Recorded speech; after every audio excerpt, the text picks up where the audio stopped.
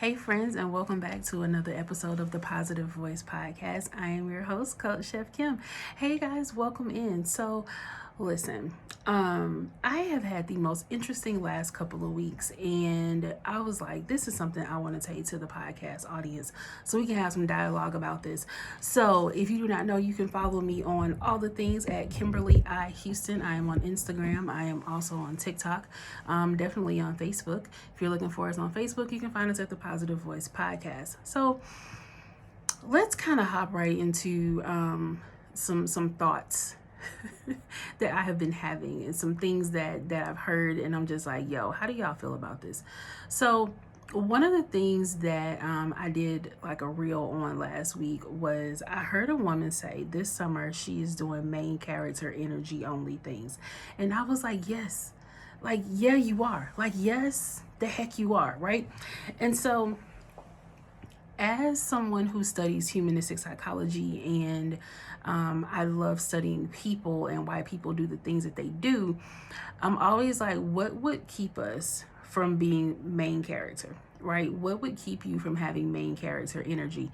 And one of the things that I realized is we as people, particularly as women, we discount ourselves so much. Like we tell ourselves no before the world can. And yeah, that's a trauma response, but that's not what this episode is going to be about. We can dig into the trauma responses later. What I do want to talk to you about though is how do you become the main character in your story, right? And in order for you to become the main character in your story, there's a couple of things you need to learn about yourself. You need to learn about the people around you, so that you can step into your main character energy. So one of the things that I ask other people is like a lot of people like, it doesn't take much, right? Like if I'm like, what does it take for you to be the main character? And they're like, well, it doesn't take much. I don't require much from other people. I don't ask for a lot of things from people. You're not really taking up space. The question that I ask to that is, are you easy to please, or are you just accustomed to being neglected? Now follow me.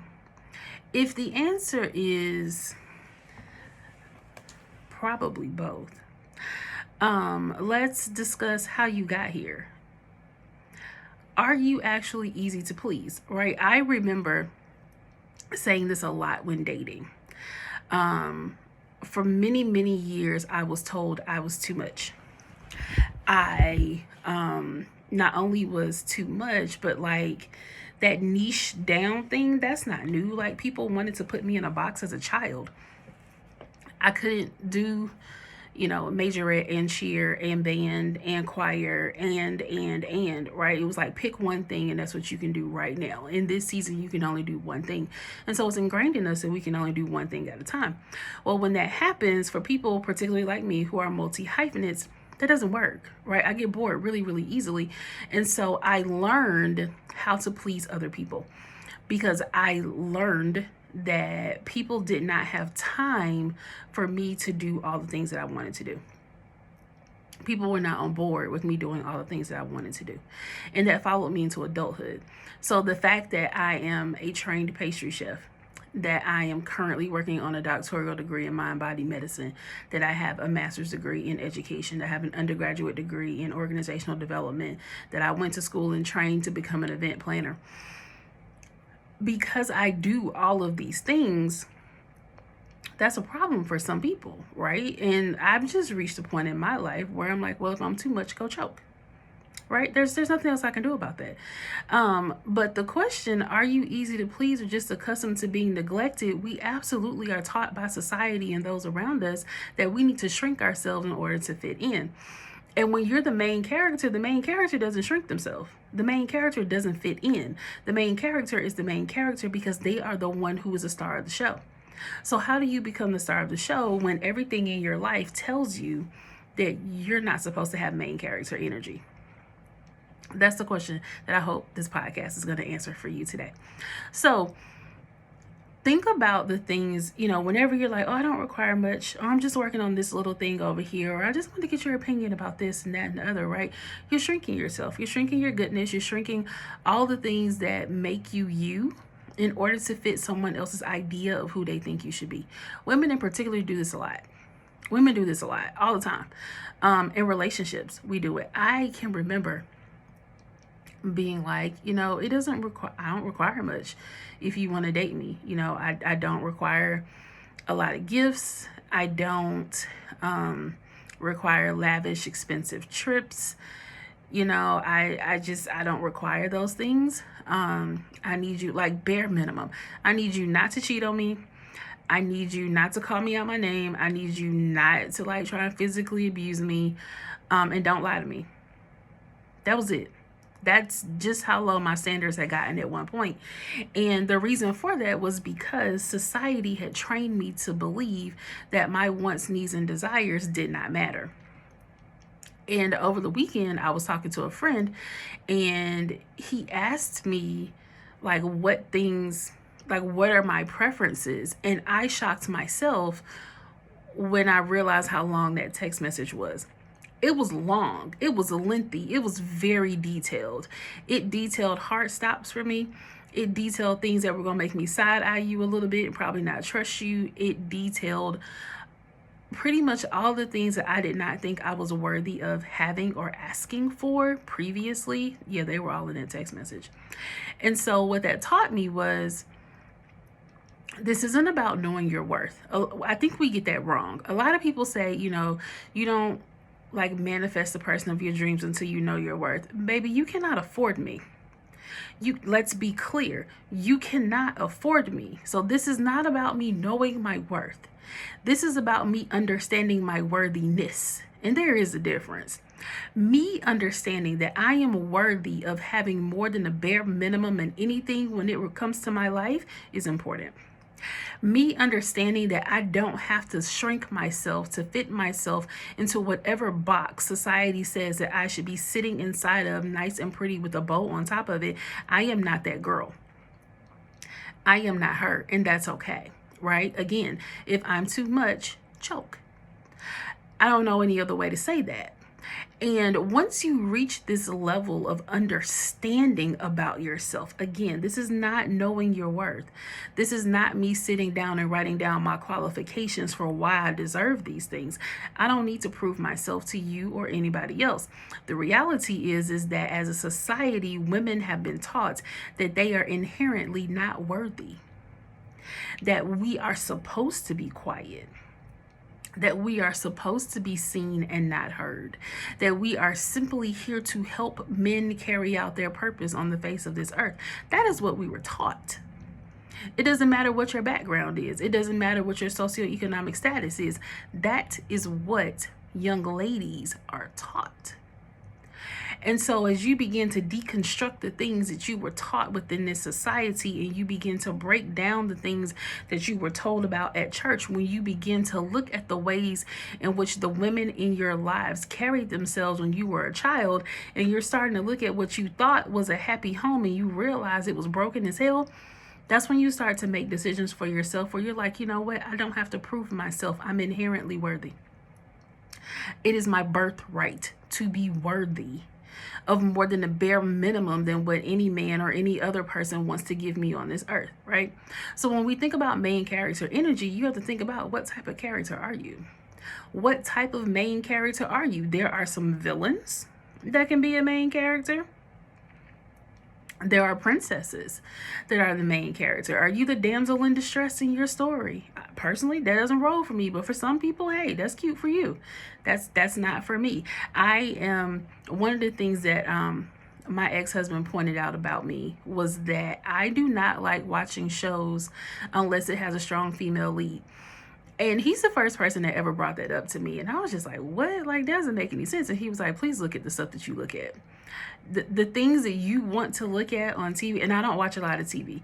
So the things that I was spending my time with binge watching, strong female lead, Olivia Pope, Annalisa Keating, Madam Secretary, like the things that I enjoy watching, they all had a strong female lead, right? Like my favorite movie, well, one of them, the first favorite movie is Coming to America. That has nothing to do with a strong female lead. It was just really funny. But the other one was, and of course it slips my mind as I'm about to tell y'all what it is. Anyway, we'll come back to it. All these different movies and like things that I engage with on a regular basis, they all include a strong female lead. Like, I want to see women who are kicking ass and taking names. I want to see women who understand that they can do more than what other people expect them to be able to do, because that's how I live my life, right? I don't have all of these degrees just to have all of these degrees. I'm doing all of these things because they bring me joy, because they make me happy, and because I love it. Like, I love chasing joy. That is a season of my life that I am in. I am chasing joy. And in chasing joy, I'm also chasing the things that make me happy, chasing the things that make me feel good, chasing the things that do not allow me to break my own heart, right? So I'm not gonna like constantly replay situations and circumstances over and over in my head that break my own heart. Main characters don't do that. Whenever you watch a movie, right, and we're looking at the main character, there are montages that happen in movies with the main character where you watch this period of growth. And there's, some wonderful music that's playing in the background that's like really drawing in on the audience's emotions, and you're like going on this journey with this main character, and we're watching them start on one level, and then they are doing the work to get to the next. Never have you seen a montage where the people are not working. The people are not bettering themselves. The people are not trying to climb a mountain or climbing up a wall, literally, Karate Kid, or doing all these extra classes or writing all these books. Think about Akeelah and the Bee, when she had everybody in the neighborhood that was helping her do the spelling bee when Lawrence Fishburne could no longer be there for her, right? When he was dealing with his own issue and she had to go do it on her own, she had everybody in her community helping her. She was jump roping. They were quizzing her at the dinner table. They were quizzing her at school. They were quizzing her on the bus. The gangbangers were quizzing her. Everybody was involved in her progress. And when you think about the people that are in your life, if your community does not rally around you when you say, I have a goal and this is something I'm trying to do, you around the wrong people. And that says to me that you're not living in main character energy. Listen, we are not sitting over here on the sidelines this summer. We're not going to do it. Screw this summer. We're not going to do that for the rest of our lives. Why do you need to be a side piece in somebody else's story? You are the main character in your own. So as we look at these things and we're like, okay, well, that sounds fun. That sounds wonderful, Coach Kim, but how do I actually do that? Well, a couple of things. Number one, understand that people pleasing is a trauma response. If the reason that you can't do something to better yourself is because somebody else is going to be affected by it, that is a trauma response. And we need to deal with that. That's number one. I think that we overlook dealing with trauma responses a little too much. I think that we overlook, particularly as a culture, particularly as a people of color, we have been taught that, children are to be seen and not heard. You don't get to have big emotions. Swallow it, fix your face, that type of thing. We were never given the space to explore what we're feeling, to explore our greatness, to explore the big emotions, to explore the expansion of who we are as people, because people put us in a box. You were born, these are who your parents are, this is who you are. The schools you attend are going to determine who you become in your life. That's not true. So like people create these visions of who you're going to be. What if that vision of who you're going to be given to you by other people does not align with who you want to be actually? Well, that's when you start doing things where you align with it. I can assure you, I can promise you, I can tell you without a shadow of a doubt that the woman that I have become is not the woman that my mother thought I was going to be. Not that that's a bad thing, but my mother had an idea of who the child that she gave birth to was going to be. And I can tell you 100%, I am not her. I am not her. I am definitely my own person. And then I had children, and I remember when Cherry Amaya was born, I named her Cherry Amaya because she was going to be a lawyer. Okay, hear me out. Cherry was going to be a lawyer in my brain while I was pregnant. She was going to be a lawyer, and on her law office, it was going to say C. Amaya Houston. I had a whole plan. I had a whole plan for her name. Y'all, my daughter could care less about law. She could care less about reading a book. If it's not about an animal, she's not doing it. Right? And so at some point, not really at some point, when Cherry's about 8, another mom told me that I did not own my children and that they were not an extension of me. They were not a part of me. They came through me, and I am the vessel who was supposed to guide them through their lives. That is what she told me. And that completely changed my life. It completely changed how I raise my children. I'm no longer giving you goals and hopes and dreams, because me giving you goals is literally me setting an expectation for you that you did not ask for. So I don't give people goals. I don't give my kids goals. Do my children have standards they have to live up to? Yes, but I don't give them goals, right? So when I was going through this process and raising my children, they are their own person. They are their own person. It wasn't until recently I had the language that I can now give to other people. I didn't have this language, but I've been raising them like this for a really long time. Raise the child you have, not the child you want. Right? Like, who is your kid? I know who my children are. I know them on a personal level. I know them on a personal level. I'm able to look at my kids and I can go, I know there's something wrong with you. And I can tell you what's wrong with you. I can see straight through them because I have a relationship with them that allows me to do so. So you need to have that same type of relationship with yourself. As their mother, I can look at them and go, well, I can tell you why you continue this cycle. You're in this cycle because your ego won't let you let it go. You need to be able to look at yourself in the mirror and say that. You need to be able to have that conversation with yourself where you're like, why do I keep ending up dating the same type of man? Why do I keep ending up feeling like the side piece? Why do I keep ending up not being able to accomplish my dreams? Why is it every time I start a new project, I can never finish it? My question to you would be, well, whose idea was the project? Is this something you're actually passionate about, or does it just make sense? And did you go poll a bunch of people and ask them their opinion on it? And they were like, yeah, girl, sounds good, but these people were not your target market. Like, are you having conversation with people who are never going to purchase anything from you, and you are now rearranging, restructuring, and reorganizing your life in order to please people who honestly just don't give a shit at the end of the day? Like, that's my question for you, right? That's not main character energy, like, at all. That's not even sidekick energy, y'all. That is absolutely person in the background that we're gonna forget about in the next movie. Like, you're not gonna be back in the sequel. You were an insignificant part of this story, but it's your life. It's your life. Why are you an insignificant part of your own life story? That, to me, is a problem. So we're going to move into main character energy, okay? Another way you can move into main character energy is to quite literally write it down. Write out your life. What we do in the world of manifestation and mindfulness and, taking time for yourself, self-care, what we call this in this particular arena is journaling. So if you're journaling, you're writing out your life. You're writing out you as the main character. What does the future version of you look like? What does the main character version of you look like, right? You're going to write out their strengths. You're going to write out their weaknesses. You're going to write out how much money is in their bank account.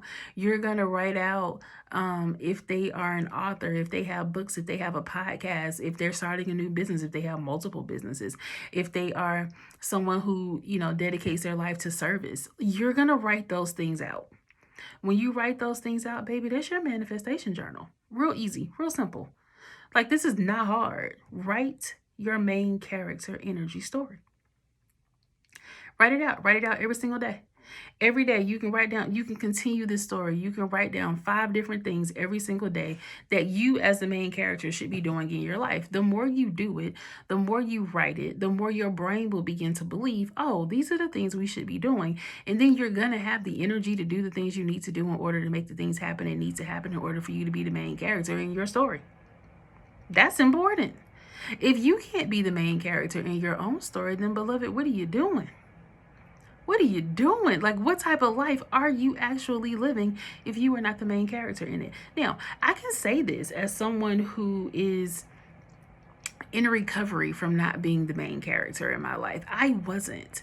I can tell you that 100% without a shadow of a doubt, because I thought that I was supposed to live my life in service to other people, to my children, to my husband, to my parents, to my church, right? Like, we were at church all the time. We were probably there just as much as the pastor, if not more. We were there all the time, right? I was working more than one job because I am out here teaching all the people who need to know about baking and who need to know about how to get their kids on Food Network. Like, I dedicated my life to this. I drove my son all around Atlanta and all around the United States in order for him to train with whomever it was he had an opportunity to train with in order for my child to have the perfect life. I put myself on hold so that my children could become the main characters in my story, so that they could walk in main character energy in their own lives. And here's what I can tell you. My 21-year-old absolutely lives in main character energy. Absolutely lives in main character energy. I don't know another person who lives more in main character energy than my son. I don't know. My daughter's not quite there yet, but she's getting there. But my son, oh baby, main character energy all day long. If you don't believe me, Google Marshall Ware Mabry the Fourth. You must include all of that because that is the brand that we built. Main character energy only. That is who my child is. And so, as the mother of someone who did a TED Talk at 17, as the mother of someone who was accepted into 27 colleges and had over $500,000 in college scholarships, as a homeschool student, as the mother of one of the greatest people to ever perform and to hit a stage and to write books and to do all these things, people instantly look at me and say, well, we want to know about you. Like, how did you raise this? Like, how were you able to do that? And my answer was, I did not impose my own things on this child. My kids have had the ability to be the main character in their story their entire lives. And what I did not realize in that process was I was so focused on them being the main character in their story that I was not the main character in mine. I am a very good homemaker because that's who I thought I was supposed to be, right? Nothing brought me more joy than making sure that people were fed and that they had clothes and that they had clean clothes. Like, if you send your kid to my house, your kid is coming home with all the washed clothes. The only clothes they're coming home with that are dirty are the ones that are on their body. But depending on what time of day you come get your kid has already been fed, they've had a bath, and they're in clean pajamas, ready to go home, and everything else is already clean. All you gotta do is just put the stuff back up. Like, that's just who I am as a person. I am a homemaker. I am a nurturer. And I understand that about myself. What I did not understand was I was abandoning myself. I was so busy making other people comfortable that I lived my life in discomfort. I lived my life in dis-ease because I wanted to make sure that everyone else around me felt comfortable, that everyone else around me was taken care of, that everyone else around me was getting the things that they needed to get. Right? And so when we find ourselves going through that, when you begin to deconstruct from the way society raises you, and you actually do begin to think, you know what, if I'm stepping into my main character energy, what does that really look like for me? Who am I? What do I need? What are my needs, wants, and desires? It changes how you come off to people. It changes how you move in the world. It changes the way you do things. You stop asking for permission to do things. I used to ask for permission a lot. I used to, and not necessarily in a bratty type of way, but I wouldn't make a decision without having it co-signed by another person. I would ask my mother, I would ask my cousins, I would ask my friends, I would ask my partner at the time. I'd ask my kids. Like, I would ask other people before I would make decisions. I just could not make a decision without having confirmation that the thing that the universe put on my heart was the thing for me to be doing. We don't live there anymore. Now I just do stuff and I tell people about it later if they need to know. If they don't, and they're like, when did you do this? When did you release that book? When did you start this blog? A couple years ago.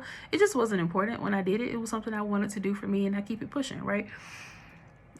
When you think about main character energy, there are no rules. You're the main character. You are the author of your story.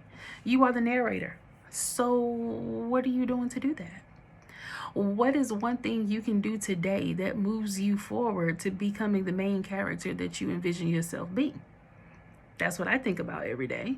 What can I do today that moves me a little bit closer to who I want to be?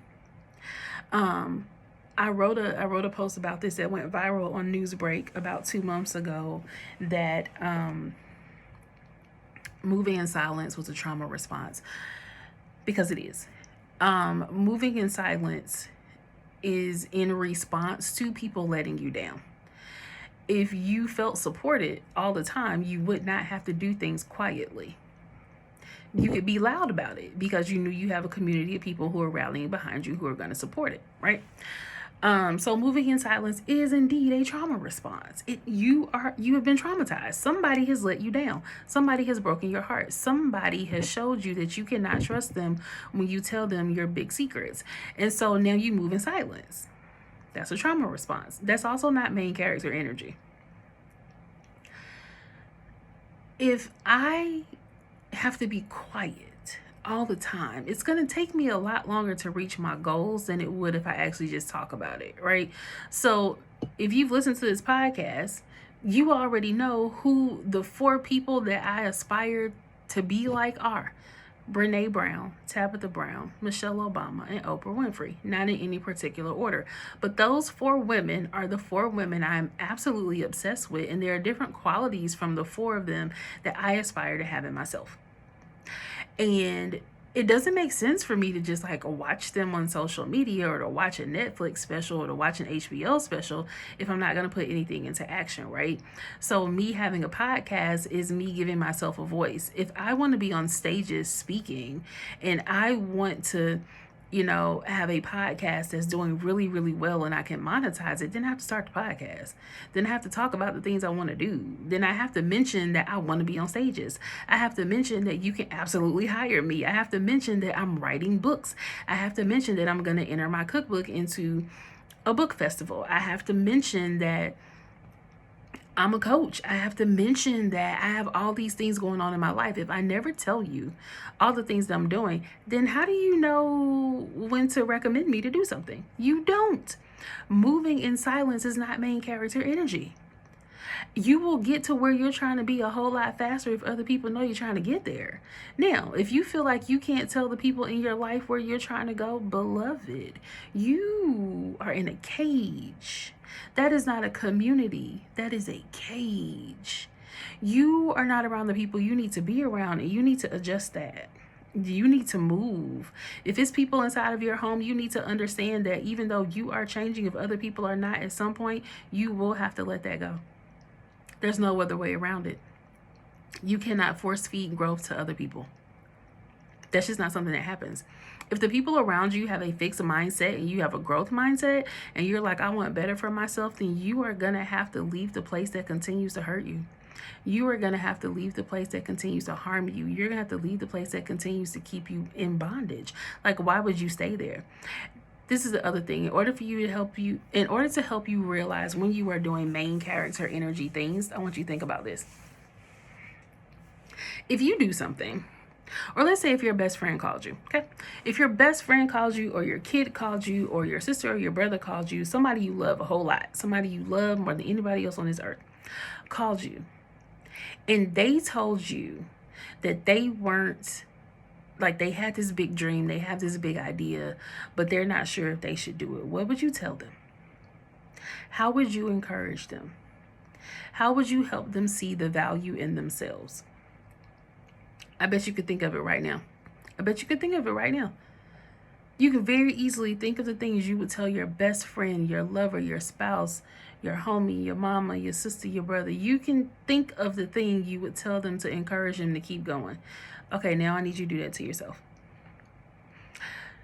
You tell yourself no. The world didn't tell you no. You tell yourself no. That's not main character energy. Main character tells himself yes. The main character tells himself yes all the time. Here we go. Let's think about it. Superhero movies. In a superhero movie, think about the number of times that the odds are stacked against them. It just doesn't make sense that they're going to go do this thing. But then they do it. And they save the world. They save the world when they do it. Superheroes are always running into danger. Superheroes are always running into the thing that nobody else will run into. Y'all, be the main character in your own life. You do not need to wait for somebody else to co-sign your future, because it's your future, not theirs. What is going to happen? And I think about this so often. If the people who you are in community with were to disappear tomorrow, if they were in a car accident tomorrow and took their last breath, what are you going to do for the rest of your life? How are you going to survive in a world where they no longer exist? How are you going to position yourself in a place where you are encouraged, you are nurtured, you are loved on? How do you begin to build that community? That's the question, right? How do you do that? First of all, it starts internally. It starts within you. Your main character story starts within you. The same way the villain arc started with the inside of the villain. Something crazy happened to them. Most villains were very happy-go-lucky people in the beginning of the movie. And then something happened that turned them. Main character energy, whether you're the villain or you're not. Main character energy. What is happening in your life that is influencing the decisions that you are making? You have a choice. They can continue to influence you and you become the villain in your own story, where you never reach your greatness, where at the end of your life, when you're about to take your last breath, all of the regret that is going to fill your heart of the things that you wish you would have done, the trip you wish you would have taken, the date you wish you would have gone on, the book you wish you would have published, the people you wish you would have called one more time. At the end of your life, your deathbed regrets, that's what's going to follow you into the afterlife. I don't want to look back on my life and see that. I don't want to look back on my life and see regret. I want to look back on my life and be really excited. Like, I want to be really, really excited. And I didn't understand this as a kid. I don't really like, if you know me personally, I don't like funerals and I don't like visiting people in the hospitals. Those two things, I do not like them.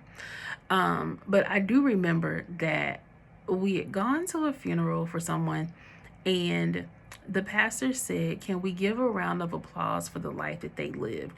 Because this person really lived their life, right? Whether it was a long life or a short life, like they did all the things they wanted to do. They were the main character in their own story. And I was like, man, when I die, I want there to be a round of applause for the life that I lived, not the one that I wish I lived. Become the main character in your story. It's kind of my plea to you today. Main character, you may start by, pulling in the main character energy, but I really want you to become the main character in your story. I want you to be the person who supports you when no one else will. I want you to be the person who builds a community that you need in order to thrive and survive. I want you to understand that not only are you worthy of being the main character, if you're not the main character in your own story, then you're definitely not the main character in somebody else's. So I want you to look in the mirror today. And I want you to go, self, hey, I'm sorry for the times that I've abandoned you. I'm sorry for not being here when you needed me. I'm sorry for treating you as though you don't matter. I need you to matter. I need you to know that you matter. I need you to understand that you are the main character in this story. And live your life in service to that. That's my plea to you today. That is the charge that I would like to leave you with today. Become the main character in your story. Until next time, talk to you later.